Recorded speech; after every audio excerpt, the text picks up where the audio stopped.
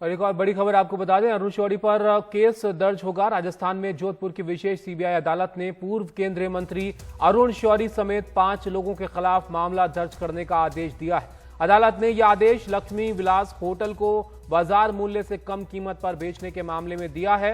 Jodhpur special CBI court ने इस मामले में क्लोजर रिपोर्ट को खारिज कर दिया और अरुण शौरी को आरोपी बनाकर जांच करने के आदेश दिए हैं।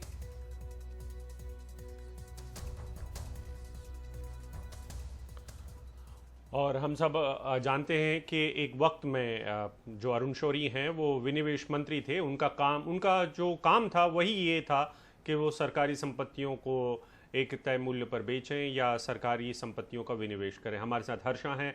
हर्षा, ये लक्ष्मी विलास होटल का मामला पूरा क्या है, इसका बाजार भाव कैसे तय हुआ था उस वक्त में, और ये जो मामला है वो किस तरीके से बना?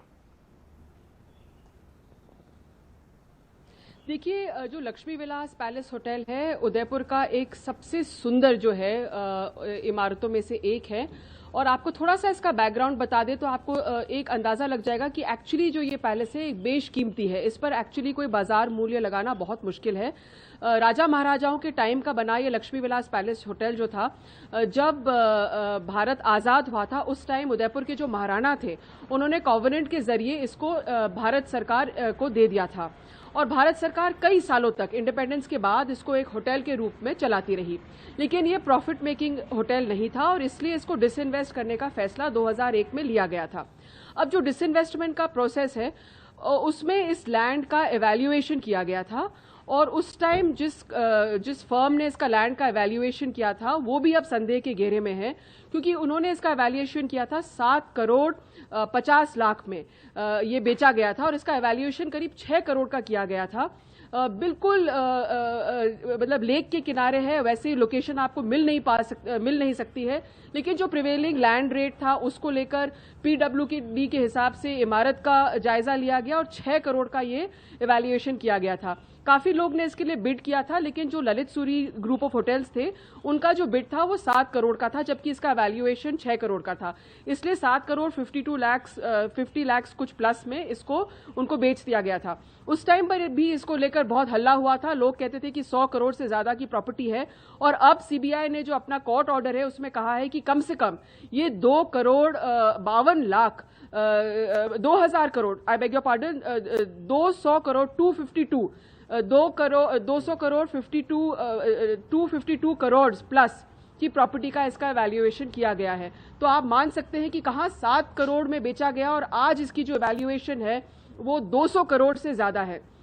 लेकिन जब पूरा जो डॉक्यूमेंट्स अगर हम देखते हैं तो उस टाइम भी सीबीआई ने इस केस को इन्वेस्टिगेट किया था और उन्होंने पाया था कि फर्स्टली जो बिडिंग, जो ओपन बिड था, उन्होंने देखा कि ओपन बिड था, किसी ने ऑब्जेक्ट नहीं किया उस टाइम पे जो दूसरे बिडर्स थे। दूसरी बात ये भी उन्होंने देखा कि जो प्रोसेस था, हाँ अंडर एवैल्यूएशन जरूर हुआ था, लेकिन उनको कोई इरेग्युलरिटीज नहीं मिली और इसलिए क्योंकि उनको एविडेंस नहीं मिला उन्होंने वो क्लोजर रिपोर्ट फाइल कर दी थी।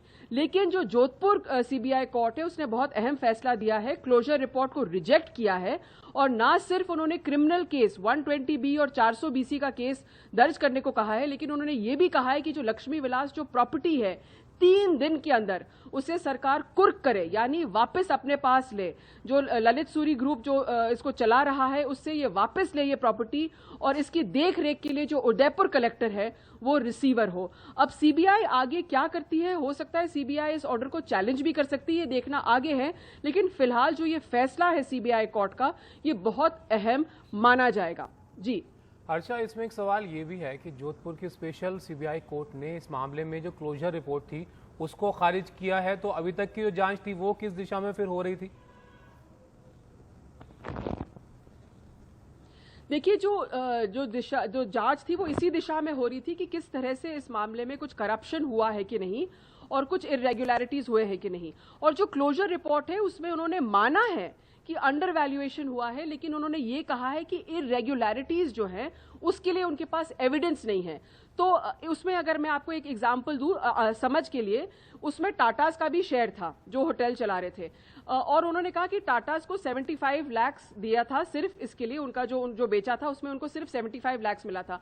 तो उसमें सीबीआई ने यह भी माना कि अगर टाटास को भी लगता कि इसकी वैल्यूएशन ज्यादा है तो वो 75 लाख नहीं लेते, क्योंकि उनको भी अपने शेयर होल्डर्स को जवाब देना था।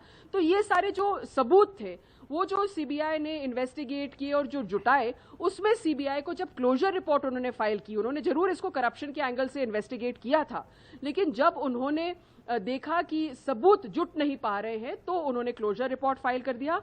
और जो सीबीआई कोर्ट जोधपुर है उन्होंने रिजेक्ट किया है सीबीआई का क्लोजर रिपोर्ट, और कहा है कि आप क्रिमिनल केस फाइल कीजिए। और ना सिर्फ कहा है कि आप क्रिमिनल केस फाइल कीजिए, उन्होंने ये भी कहा है कि जो संपत्ति है ये वापस सरकार के पास जाए और इसका रिसीवर उदयपुर कलेक्टर हो। शुक्रिया हर्षा सब जानकारी के लिए। तो लक्ष्मी विलास होटल को बाजार मूल्य से कम कीमत पर बेचने का यह मामला है, जिसमें अब जो स्पेशल कोर्ट है उसने मामला दर्ज करने के आदेश यहां पर दिए हैं।